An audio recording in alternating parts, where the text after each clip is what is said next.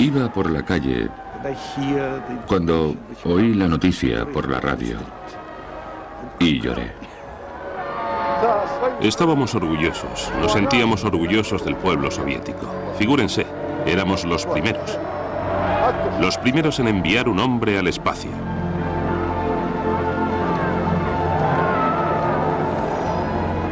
El 12 de abril de 1961, Yuri Gagarin fue el primer ser humano en aventurarse fuera de la atmósfera terrestre a bordo de un cohete. Aunque su viaje duró tan solo 108 minutos, a su regreso se convirtió en el hombre más famoso del mundo.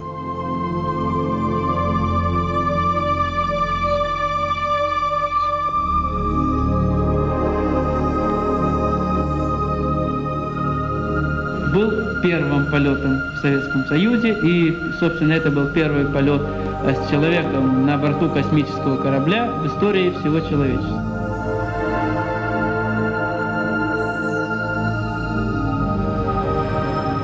A su regreso a la Tierra, su rostro sonriente se ganó los corazones de millones de personas en todo el mundo.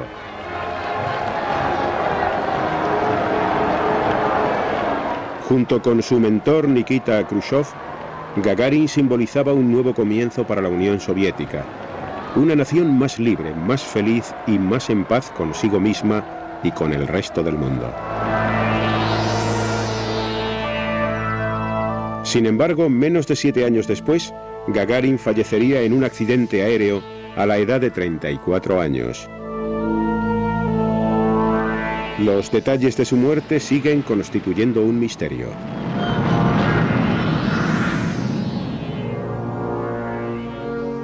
La jerarquía soviética, ahora liderada por Leónidas Brezhnev, se vio en la obligación de llorar la pérdida de Gagarin, mas en privado casi se oían sus suspiros de alivio. Confiaban en que a partir de entonces fuera posible silenciar para siempre los escándalos de la vida privada de Yuri Gagarin. A Gagarin le resultó insoportable vivir encarnando el papel de héroe. Bajo la leyenda oficial se escondía un Gagarin reprimido por las limitaciones del propio sistema que lo había creado. Un hombre acerca del cual el mundo lo desconocía absolutamente todo.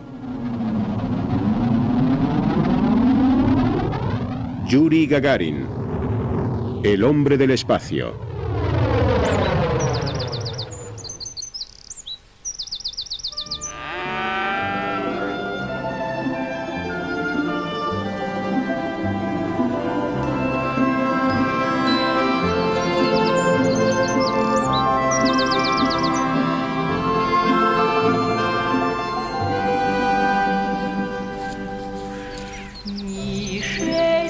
Yuri Gagarin nació el 9 de marzo de 1934 y se crió en un kolkhoz, una granja colectiva, junto a sus 2 hermanos Boris y Valentín y su hermana Soya.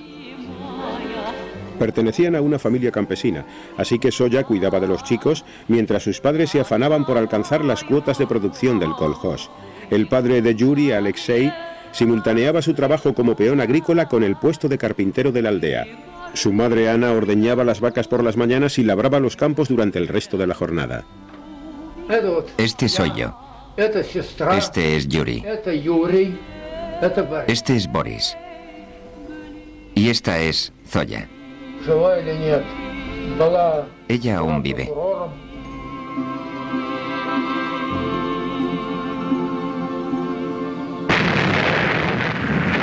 Cuando Yuri contaba 7 años, estalló la guerra entre su país y la Alemania nazi. Un conflicto que llevó a la URSS al borde de la inanición y llegó hasta las mismas puertas de la casa de los Gagarin. Наша семья во время нашествия гитлеровских полчищ на нашу родину находилась на территории, временно оккупированной фашистами. Las tropas alemanas ocuparon el Kolhós y expulsaron a los Gagarin de su casa, obligándolos a vivir en un subterráneo excavado en el jardín. Aún hoy día, a los miembros más jóvenes de la familia se les recuerdan las condiciones de vida bajo el dominio alemán. Verás, Andrei. Aquí es donde nos escondíamos de los alemanes. Nos habían echado por la fuerza. El abuelo y la abuela dormían aquí. Y aquí la tía Zoya. 2 alemanes ocuparon nuestra casa. Y durante 1 año y medio, el frente estuvo solo a 6 kilómetros de aquí. Yuri y su hermano Boris pronto se convirtieron en activos saboteadores. Los alemanes cargaban en nuestra casa las baterías que después llevaban al frente. Un día, Yuri y Boris decidieron llenarlas de arena. Por supuesto, los alemanes lo descubrieron. Atraparon a Boris y lo colgaron de un árbol con su propia bufanda. Yuri corrió a casa gritando: «Mamá, están ahorcando a Boris». Entonces llegó mamá. Empujó al alemán. Y casi lo tira de la escalera. Él corrió a coger su rifle automático. Y se dispuso a dispararle. Únicamente la orden de un oficial superior pudo evitar la muerte de la madre de Yuri. Pese a los horrores presenciados, nada parecía hacer mella en la resistencia ni en el sentido del humor de Yuri. Yuri era muy listo, un auténtico luchador. Le gustaba la guasa, pero las bromas que gastaba a sus amigos eran inocentes. Pero sí que le encantaba bromear con los demás. Conocía de memoria todos los aviones, tanto los alemanes como los nuestros. Era capaz de identificar todos los modelos. Así comenzó una fascinación por los aviones que lo acompañaría siempre. A los 16 años se trasladó a una escuela profesional a orillas del Volga. No obstante, como escribió un amigo, lo que realmente lo cautivaba eran las actividades de su tiempo libre. Decía que su sueño se estaba haciendo realidad. Siempre había soñado con volar, pero su sueño se estaba haciendo realidad. Lo habían admitido en un aeroclub. Durante 4 años, Gagarin solamente pilotó biplanos. Sin embargo, en 1956 ingresó en una academia militar de los Urales. Su meta era pilotar reactores y llegar a ser piloto de caza. Toda la nación vivía momentos de gran optimismo.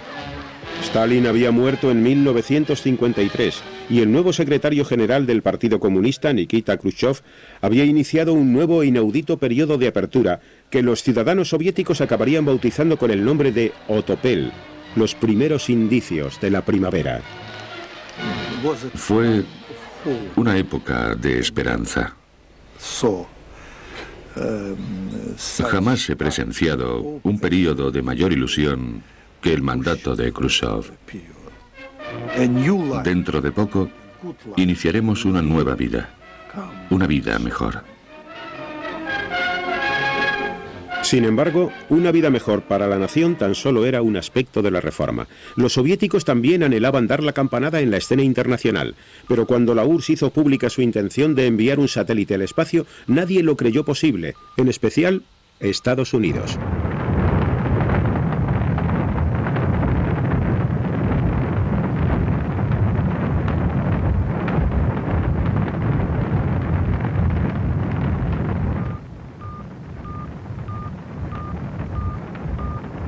A man-made celestial body for the first time in history overcame terrestrial gravity and flew into space. After jettisoning the nose fairing and last stage of the carrier rocket, the Sputnik started circling the Earth in a pre-calculated orbit. Un equipo secreto de ingenieros aeroespaciales dirigido por Sergei Korolev llevaba más de un año trabajando en el proyecto Sputnik, satélite en ruso. Su siguiente misión sería aún más espectacular. Korolev convocó una reunión con toda la cúpula soviética de la época y anunció: dentro de un mes se conmemora el 40º aniversario de la gloriosa Revolución de Octubre. Queremos que lancen un nuevo satélite que haga algo verdaderamente importante. Le sugirieron enviar un satélite que transmitiese la internacional. Pero Korolev tenía otra idea. El 3 de noviembre de 1957, Korolev puso en órbita con éxito a la perra Laika. Jamás regresaría. Sin embargo, Korolev había demostrado que era posible enviar seres vivos al espacio. Todo el mundo era consciente de cuál sería el siguiente paso. A raíz del vuelo de Laika, se recibieron casi 3.500 solicitudes procedentes de todo el mundo, de presidiarios, de extranjeros, de organizaciones diversas, diciendo: no es necesario que me rescaten, basta con que me envíen al espacio. Ya había comenzado la lucha por enviar un hombre al espacio.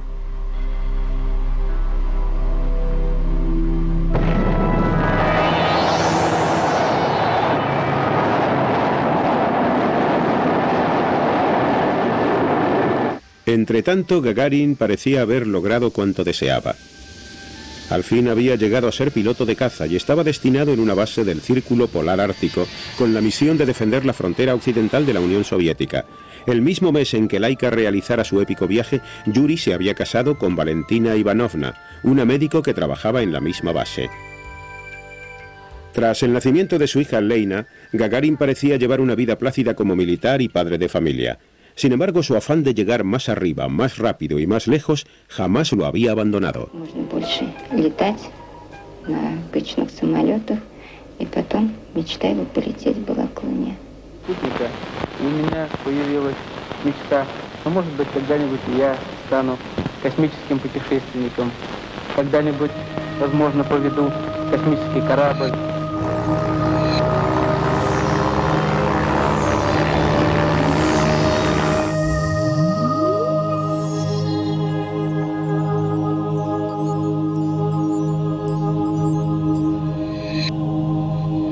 En octubre de 1959, un misterioso grupo de agentes de reclutamiento llegó a la base ártica donde estaba destinado Gagarin. Le preguntaron si le gustaría pilotar algo absolutamente nuevo. Él supuso que se referían a helicópteros. No le respondieron, se trata de naves espaciales. 6 meses después estaba adiestrando para ser cosmonauta.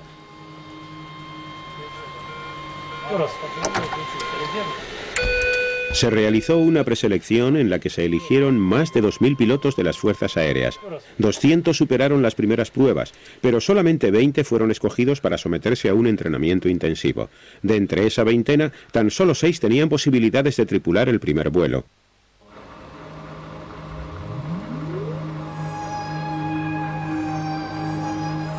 El 18 de junio de 1960, Gagarin y los restantes jóvenes pilotos contemplaron por vez primera el extraordinario ingenio que llevaría a uno de ellos al espacio.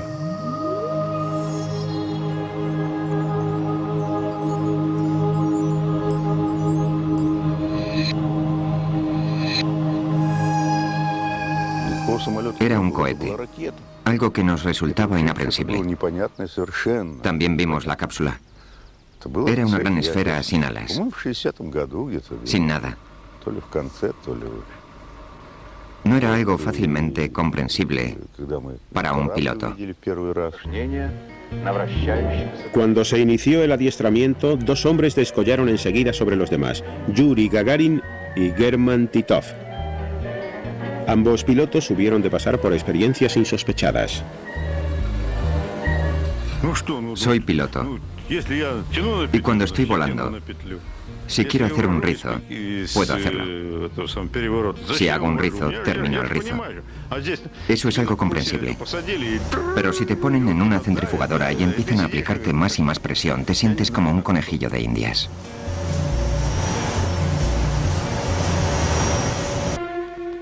Hasta los últimos días previos al lanzamiento, Titov tenía todas las posibilidades de ser el elegido. El general Nikolai Kamanin era la mano derecha de Korolev y el director del Centro de Entrenamiento de Cosmonautas. Durante aquellos días cruciales llevaba un diario. El 5 de abril de 1961 escribió: Cada vez me preocupa más quién, Titov o Gagarin, será el elegido para llevar a cabo la misión. Ambos candidatos son excelentes. Sin embargo, en estos últimos días he escuchado cada vez más opiniones favorables a Titov. Asimismo, mi confianza en él se va acrecentando. No obstante, en la elección final tuvo más peso la procedencia del candidato que su capacidad. Titov estaba tan preparado como Gagarin. Sin embargo, finalmente, el factor determinante fue la extracción social de cada uno. Titov era hijo de un maestro y Gagarin de un campesino. Pensé, tiene que ser Gagarin. ¿Y por qué? Porque él se crió en el seno de una familia de clase trabajadora. Era hijo de un agricultor. Su madre era agricultora. Su padre un simple trabajador. Pero, ¿qué soy yo? Gagarin era el candidato idóneo para los soviéticos. Inteligente, agudo y encantador, constituía la prueba viviente de que bajo el régimen comunista cualquiera, aun el hijo de unos campesinos, podía llegar a lo más alto. Desde el primer momento, el papel de héroe que representó Gagarin estuvo tan relacionado con lo que simbolizaba como con su hazaña. Kamanin nos convocó a Yuri y a mí y anunció: Yuri ha sido el designado. Titov será el piloto suplente. Así que yo era el sustituto. Ni siquiera sé si debería hablar de esto. En los medios de comunicación se publicaron historias diciendo que yo había besado y abrazado a Yuri. Todo es mentira. Desde luego yo era consciente de que estaba tan preparado como él. Estaba igualmente capacitado. The Air Force Command recommends Senior Lieutenant Yuri Gagarin for the first space flight. And it has decided to appoint Herman Titov as backup pilot. Oleg Ivanovsky fue uno de los principales ingenieros que proyectaron la cápsula Vostok, que llevaría a Gagarin al espacio. Titov era muy orgulloso, y dado su carácter, esto le supuso un gran disgusto. Estaba muy decepcionado, contrariadísimo sin duda. Se nota si se fijan en la película.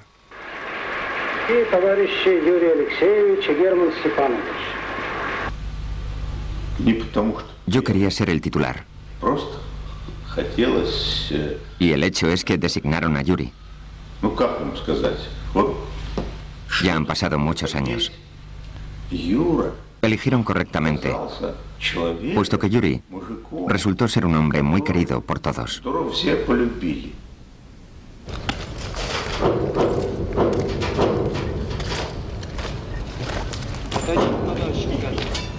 Este cohete que está a punto de ser lanzado desde Kazajistán es muy similar al que envió a Yuri Gagarin al espacio.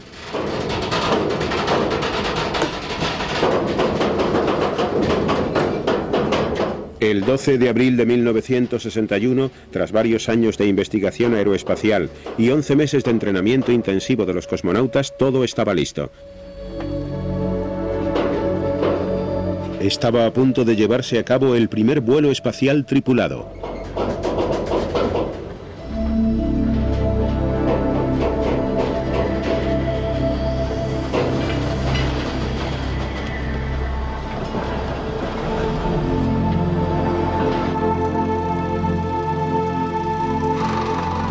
Aquí pueden ver a Titov vistiéndose. Yuri sonríe a la cámara. El autobús en que viajaron se hizo famoso. Este es Neilubov, dándole un caramelo o algo así. German va sentado detrás.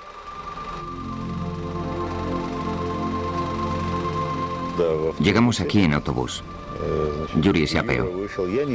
Yo no, porque era el piloto suplente. Me quedé en el autobús mientras Yuri se presentaba ante Korolev. A continuación se dirigieron a la plataforma de lanzamiento. Me quedé sentado en el autobús durante media hora antes del lanzamiento. Eché un sueñecito. Hasta el último minuto antes de que Gagarin se introdujese en la cápsula, Titov abrigó la esperanza de tener la oportunidad de volar. Él, por supuesto, esperaba que cuando Gagarin fuese a entrar en la nave, apareciese un agujero en su traje espacial o algo así. En ese caso, el suplente tomaría el relevo inmediatamente.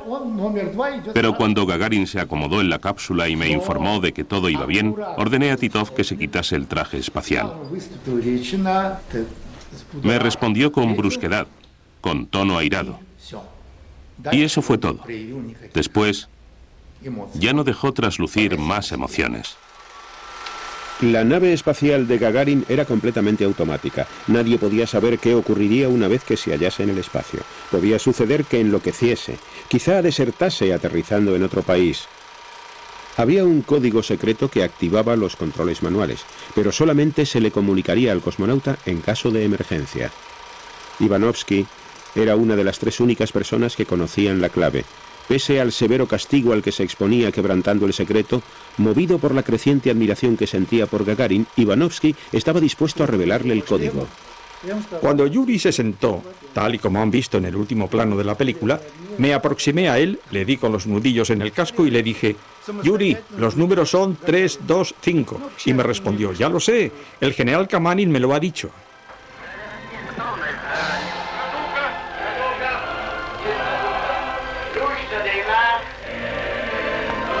Por fin todo estaba listo. Korolev ordenó el lanzamiento. 9 часов 7 минут по московскому времени я услышал свист и все нарастающий гул. Почувствовал, как гигантский космический корабль задрожал всем своим корпусом.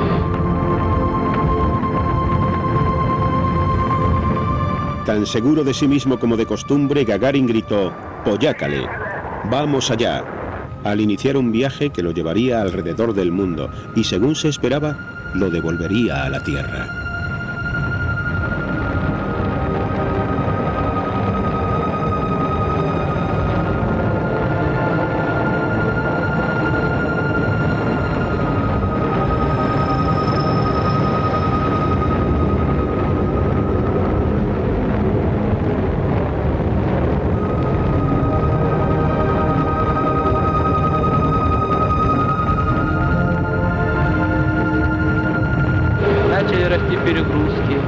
Почувствовал, как непреоборимая сила тяжести все больше и больше вдавливает меня в кресло.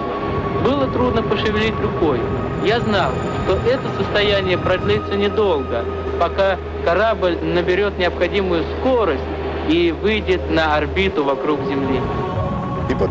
Después se hizo una calma absoluta. Se anunció que la nave espacial se había situado en órbita. A continuación oímos la voz de Yuri. Era algo casi incomprensible. Hace un momento estaba aquí sentado y ahora está ahí fuera. El primer hombre que viaja al espacio.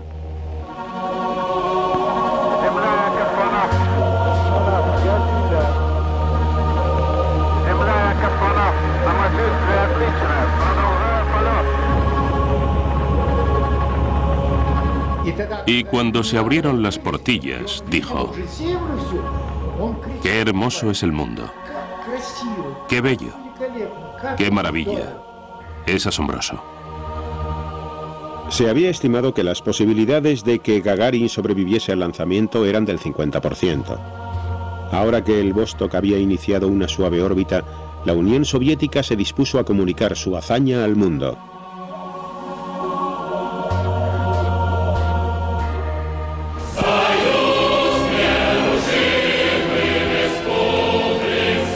Se habían preparado 3 sobres sellados, y cada uno de ellos describía un resultado distinto.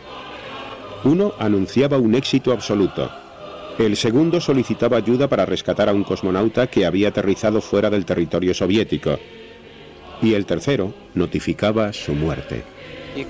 Cuando los datos confirmaron que Gagarin había conseguido entrar en órbita, el Kremlin nos ordenó por teléfono que abriésemos el primer sobre e hiciésemos el anuncio a la radio, la televisión y a la agencia de noticias TASS. Говорит Москва.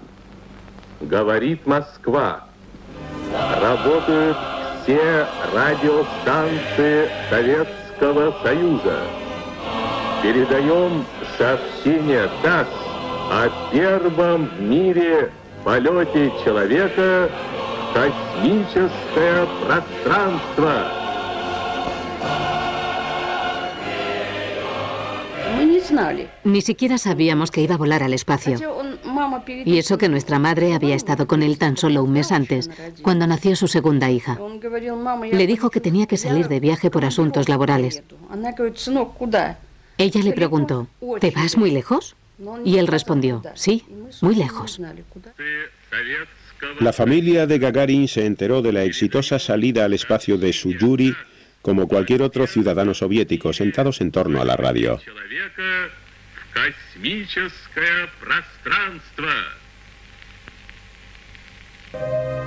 Cuando la nave iniciaba su regreso a la atmósfera terrestre, Gagarin se vio en un serio apuro.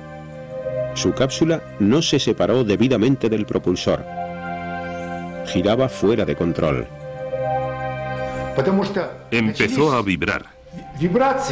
Y la presión que soportaba era tan fuerte que parecía empujarlo en todas direcciones. Me dijo que esto había ejercido una terrible presión sobre él. Desorientado, Gagarin no pudo seguir las instrucciones que recibía del control terrestre. Se le ordenó que no eyectase demasiado pronto, pero lo hizo, y desde una altura indeterminada.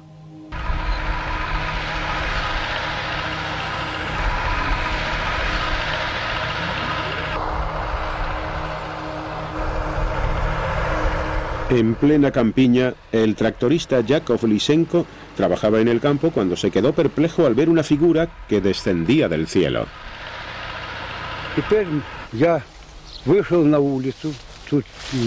Oí una explosión procedente de arriba. Después vi algo en los cielos. Pensé, un piloto de avión. Descendió más y más hasta aterrizar cerca de nuestra aldea.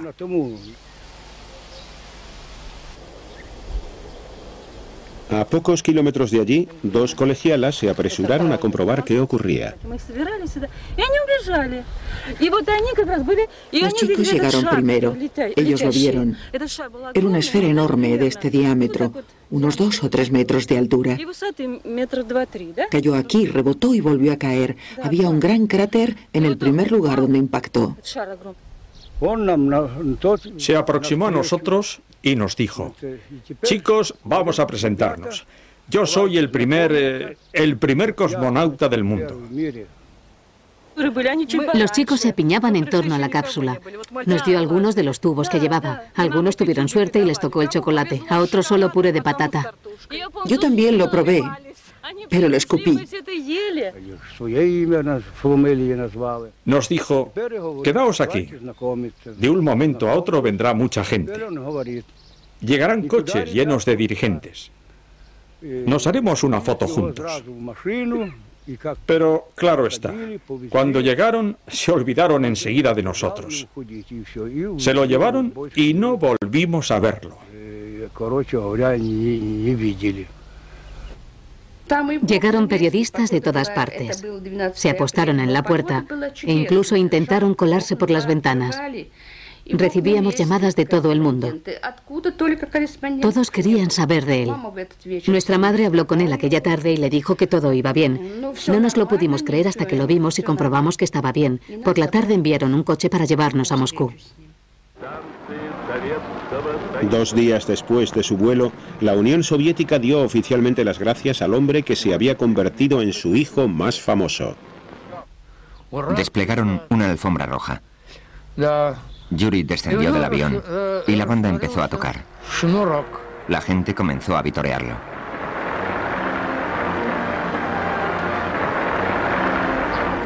Cuando venía caminando por la alfombra roja en dirección a nosotros, vi que llevaba algo arrastrando. Llevaba desatado el cordón de un zapato.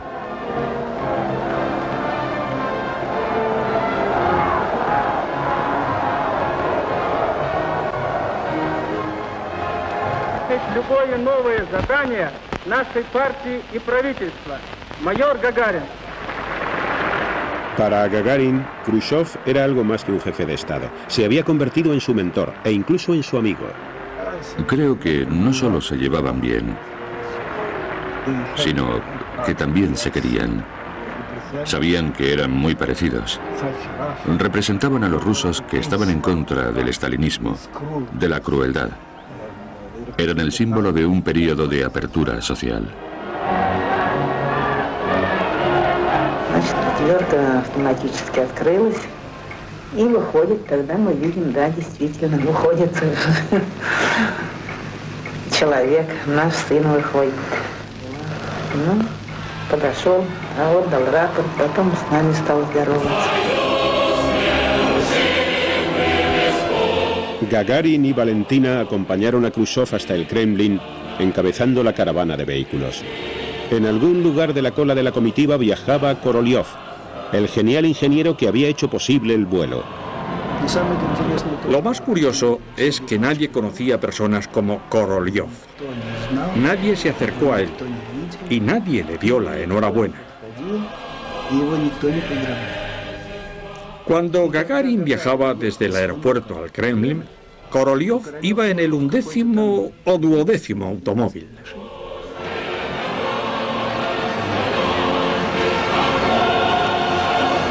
Vi un mar de gente. Más que un mar, una avalancha que desfiló durante 6 horas o más por la Plaza Roja. Yuri estaba en el Kremlin y resultaba increíble verlo codeándose con los miembros del gobierno. En aquel momento fui consciente de la importancia del evento.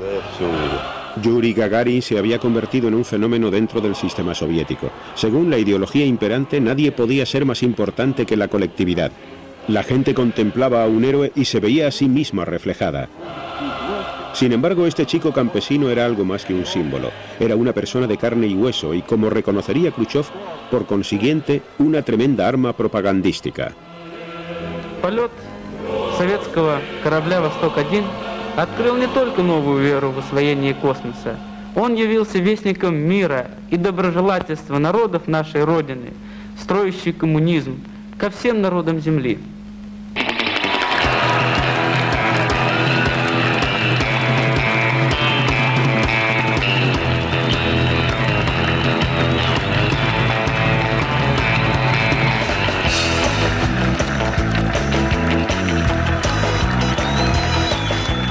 La afamada sonrisa de Gagarin viajó por todo el mundo y se convirtió en el mayor éxito de relaciones públicas que jamás hubieran obtenido los soviéticos. Desde la India hasta Japón, desde Egipto hasta México, desde Canadá hasta Cuba, desde Libia hasta Estados Unidos, por donde quiera que pasara se veía arropado por la multitud.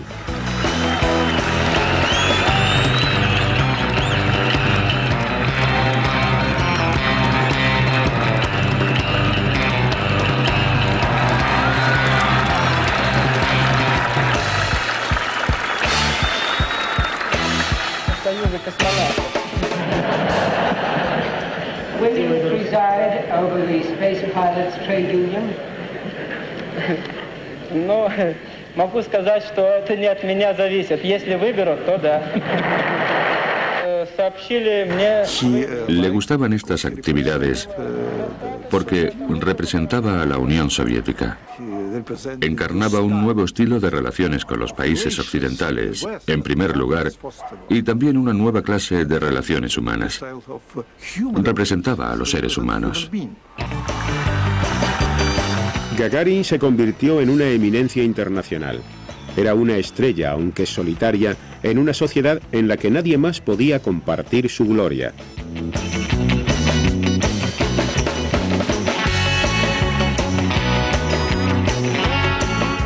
Los miembros de su familia fueron los primeros en sufrir las presiones de la fama.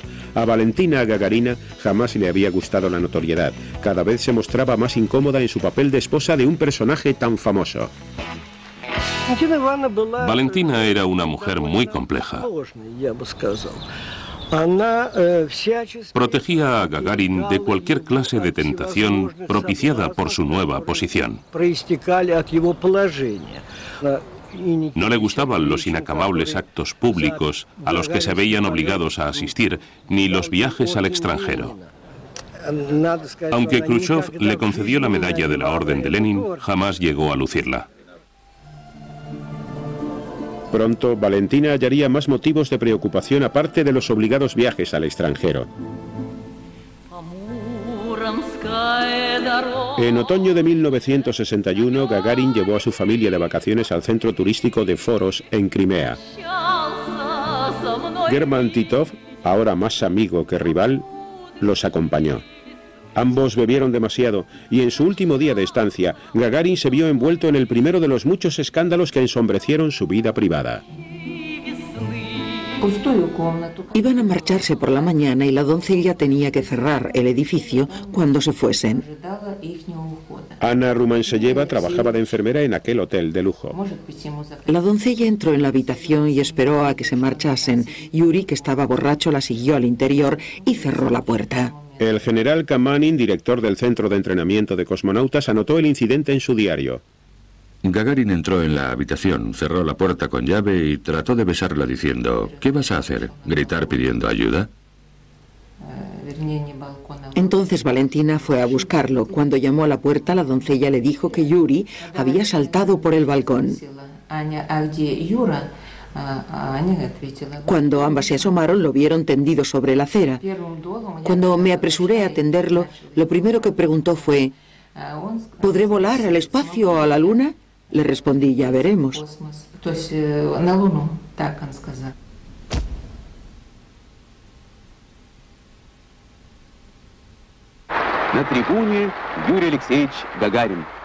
Una semana después, cuando Gagarin asistió al Congreso del Partido Comunista, aún presentaba lesiones claramente visibles en la cara.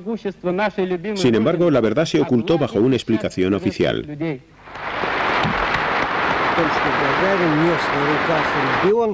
Recuerdo que los periódicos dijeron que Gagarin había tropezado mientras llevaba a su hija en brazos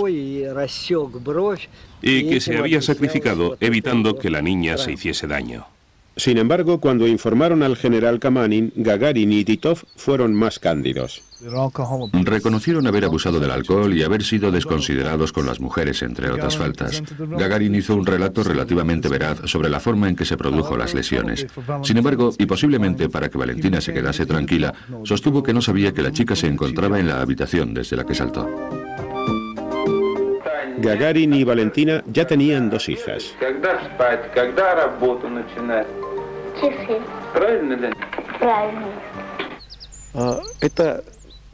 Eran las niñas de sus ojos. Les prodigaba muchísimas atenciones.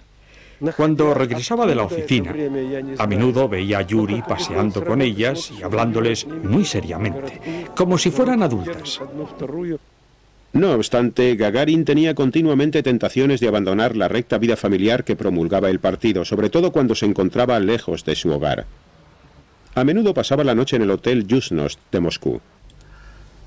Siempre se alojaba en la habitación 709, en la planta 7ª. En una ocasión en que se celebraba un banquete, y él estaba bebido, una de las mejores deportistas de la Unión Soviética, una campeona del mundo, lo sedujo. No fue él quien la sedujo. Ella entró en su habitación. Una vez más, Valentina, siempre alerta, seguía el rastro de su marido. Valentina quería mucho a Gagarin, desde luego. Pero debido a los sucesos acaecidos, se había vuelto muy celosa. La policía militar debería haberle advertido de su llegada, pero no lo hizo. Provocó una escenita de mucho cuidado. Llenó a Gagarin de arañazos. La atleta recogió su ropa y salió corriendo. A la mañana siguiente, Gagarin tenía una reunión con Khrushchev. Yo le dejé presentable, le curé las heridas. El papel de Gagarin como embajador itinerante del comunismo de Khrushchev no tenía parangón con su labor en el programa espacial. Aunque era miembro del partido, a Gagarin no le interesaban los aspectos formales de la política. Si le gustaba su situación, era porque le permitía dar respuesta a las peticiones de ayuda que recibía de la gente corriente. Su estrecha relación con Khrushchev confirió a Gagarin cierta influencia en sus primeros días de gloria. Sin embargo, su poder también le atrajo enemistades. A algunos militares de alto rango, los generales, no tenían tan buenas relaciones con él, ya que sentían celos por su íntima relación con Khrushchev y por la gran influencia que ejercía en aquellos tiempos. En 1964 el mundo de Gagarin se vino abajo. Khrushchev, su protector y amigo, fue depuesto en un incruento golpe de Estado y sustituido por Leónidas Brezhnev. Gagarin quedó marginado. Gagarin perdió su estatus, su posición.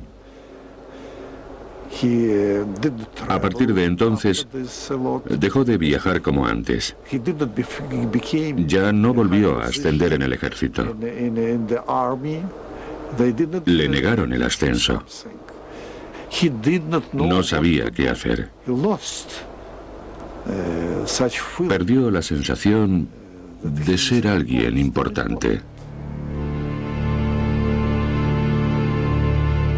En una ocasión, Gagarin se reunió con un miembro del gobierno de Brezhnev a fin de protestar por el trato dispensado a uno de sus colegas. Le respondió: «Usted es un héroe. Dedíquese a pensar en hechos heroicos y déjenos el resto a nosotros».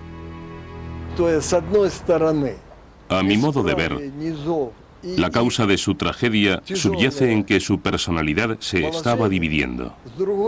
Por un lado, era consciente de la carencia de derechos y las dificultades de las clases inferiores. Por otro, veía la corrupción de los estratos más altos de nuestra sociedad. Sufrió mucho a causa de eso. A veces, cuando salía del Kremlin, parecía muy entristecido. Se sentaba silenciosamente en el coche. No hacía falta que le preguntase qué había ocurrido. Puesto que no había en perspectiva ningún otro vuelo espacial, la estrella de Gagarin comenzó a declinar, tal y como consignara el general Kamanin en su diario. Su vida desordenada y reuniones interminables con el alcohol siempre presente iban transformándolo.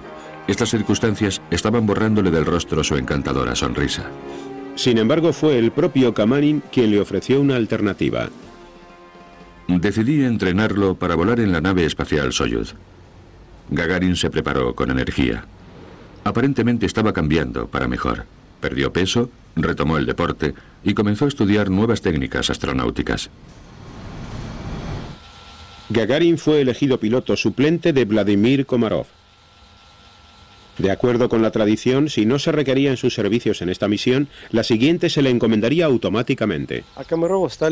Durante el aterrizaje, a Komarov le sobrevino una tragedia. El paracaídas principal no se abrió, lo cual provocó que se precipitara a tierra. Murió. Podría haber sido Yuri Gagarin.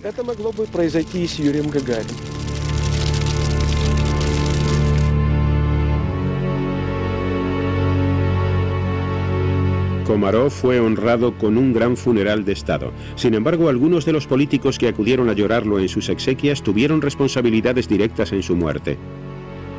Los técnicos habían descubierto innumerables defectos en el cohete. Puesto que sus superiores se desentendieron, Gagarin hizo que los técnicos elaborasen una lista con los problemas y se la envió a Brezhnev siguiendo los cauces del KGB. La carta desapareció.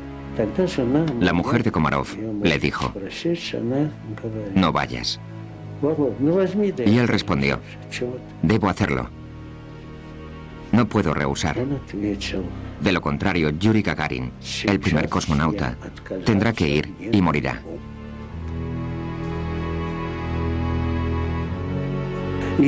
Entonces Komarov perdió la compostura. Quizá dejó que toda la tensión se liberase y se echó a llorar. Gagarin sabía que era la última esperanza de Komarov. Trató frenéticamente de concertar una reunión con Brezhnev.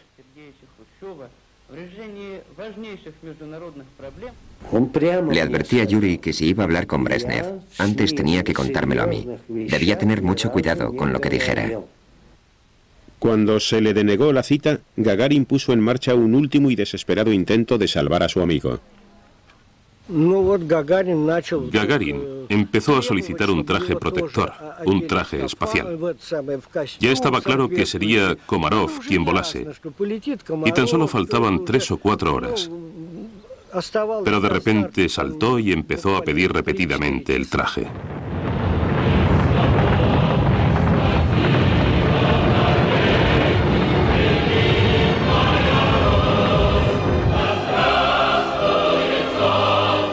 Durante 2 horas, Komarov orbitó la Tierra a sabiendas de que al efectuar la reentrada en la atmósfera, moriría. Llevaron a su mujer al control para que pudiesen despedirse. Mientras su cápsula se precipitaba hacia la Tierra, gritó a los directores de la misión: «Vosotros me habéis matado».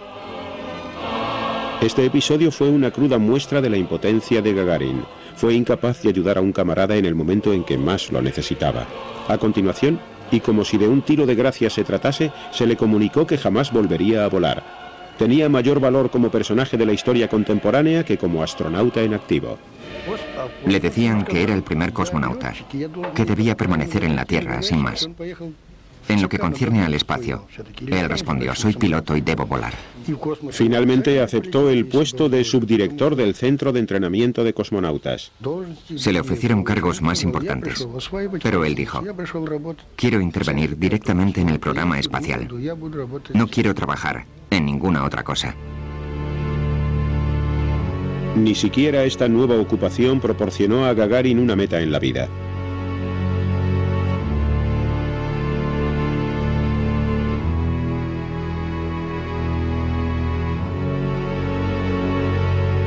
Por primera vez en su vida, empezó a perder el respeto y la simpatía de quienes lo rodeaban.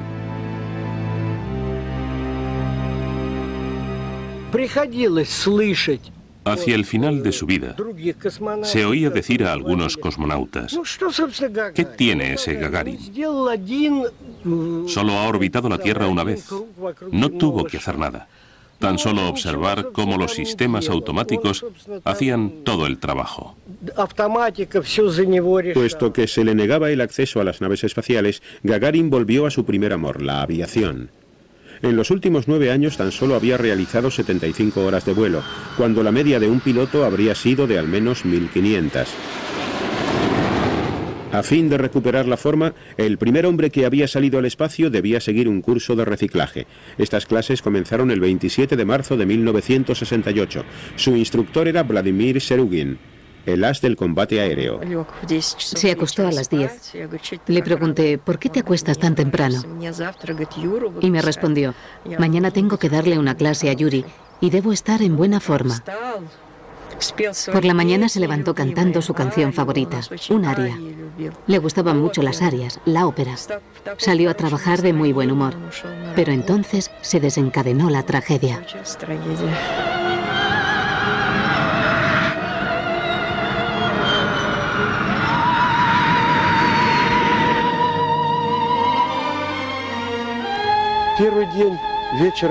El primer día por la tarde hallamos indicios de Vladimir Serugin.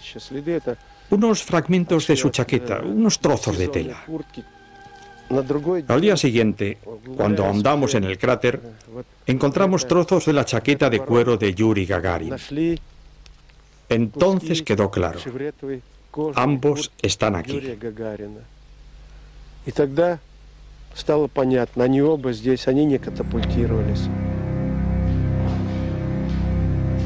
Durante 30 años, los fragmentos del avión de Gagarin permanecieron en bidones sellados, custodiados en el interior de una cámara acorazada en unas instalaciones militares de las afueras de Moscú. Sin embargo, el contenido de los bidones permaneció oculto a fin de garantizar que los sucesos de las últimas horas de Gagarin jamás llegasen a conocerse.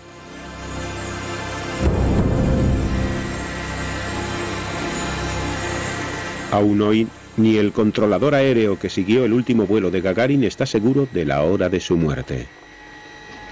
No entiendo qué le pudo ocurrir a este avión. La investigación concluyó que se había estrellado a los 31 minutos del despegue. Yo no me lo creo, porque establecí contacto con él 10 minutos después de esa hora. ¿Qué sucedió entonces? Alexei Leonov está seguro de conocer la verdad. Había otro avión en la zona.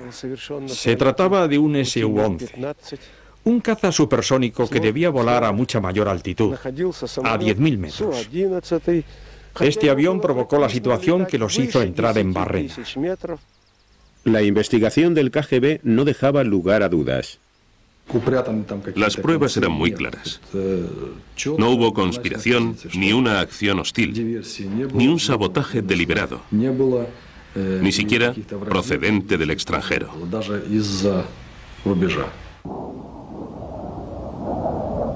Sin embargo, cuando Leonov revisó el informe del accidente, halló algo sorprendente. 20 años después, solicité algunos de los documentos que yo había redactado como miembro de la comisión de investigación. Y no estaban escritos de mi puño y letra. Alguien había reescrito mis informes. Era obvio que algunas personas estaban reajustando los hechos para salvaguardar su propia reputación. 35 años después de su muerte, hoy parece probable que la ocultación de un error, y no una conjura política, sea la auténtica explicación del hermetismo en torno a las circunstancias del último vuelo de Gagarin. Aparentemente, nadie quiso cargar con la responsabilidad de la muerte del primer cosmonauta de la Unión Soviética. Padeció las debilidades propias del ser humano, pero para los millares de personas que desfilaron ante su féretro fue un héroe genuino, cuya bravura y entusiasmo constituían las pruebas de la capacidad del esfuerzo humano.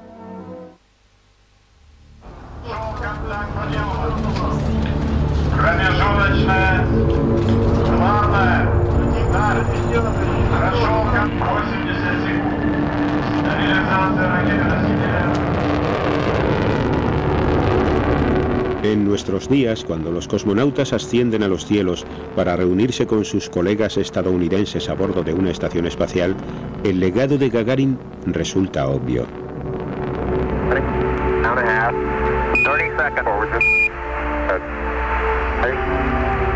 Neil Armstrong dijo: "Fue Yuri Gagarin quien nos impulsó a todos a seguir el camino de las estrellas".